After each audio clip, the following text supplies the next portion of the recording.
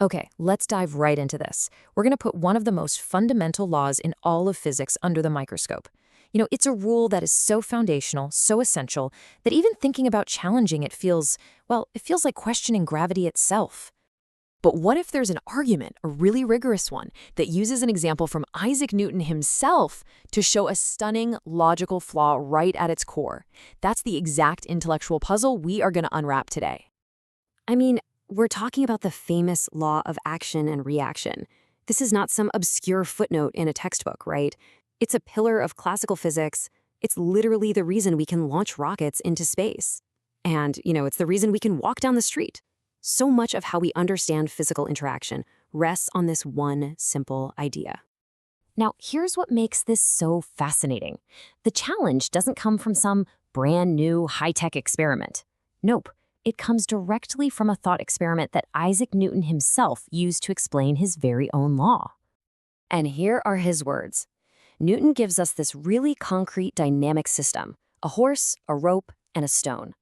The crazy, almost ironic part is that the source of this entire paradox is hiding in plain sight, right inside the details of his own explanation. So, to really get this, we've got to do what physicists always do. We have to break the problem down, piece by piece. That means we need to isolate and define every single force that's in play in this little scenario.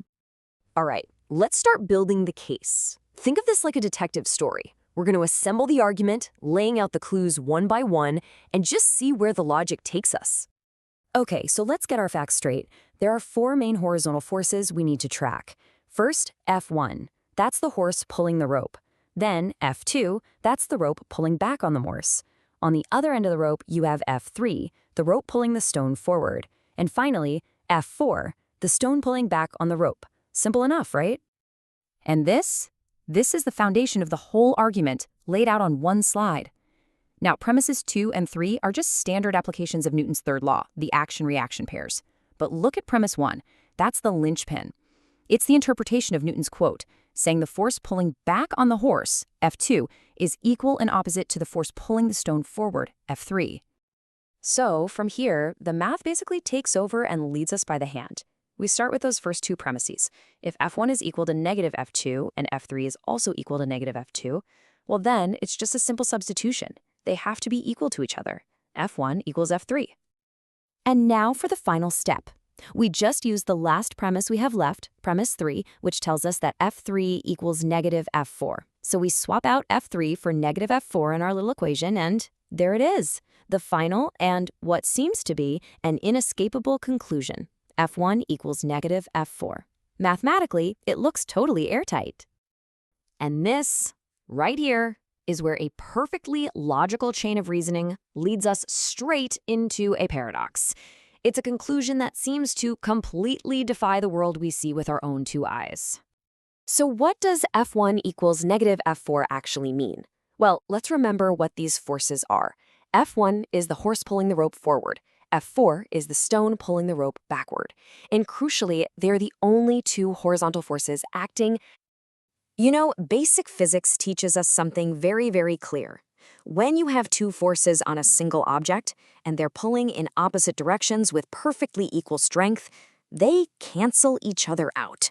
The total force, what we call the net force, is zero.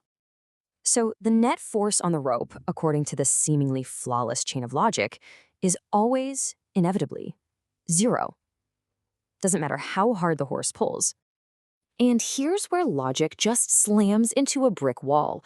The logical conclusion, derived impeccably from Newton's own words and his own law, says the rope cannot accelerate. But in reality, we all know what happens. The horse starts moving, and of course, the rope accelerates right along with it. So this isn't being presented as some absolute truth. It's really an intellectual challenge. The analysis is basically throwing down the gauntlet and inviting you, to find the error in its reasoning. And I think this quote is key. The person who developed this analysis is really clear. This isn't about opinions or some fuzzy philosophy. It's a quantitative proof. So the challenge is specific. Find the actual mathematical or logical mistake. So where could it be hiding?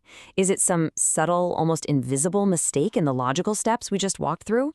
Or maybe the problem is buried deeper, in one of those initial premises we accepted at the beginning? Could it be that the interpretation of Newton's text was just wrong? Or, and this is the wild one, could there actually be a tiny crack, a special case, in the very foundation of the law itself? And so we're left with this final, fascinating question. When you are faced with a seemingly perfect argument that leads to an impossible conclusion about a pillar of science, where do you place your trust? In the argument or in the pillar? The challenge is yours to solve.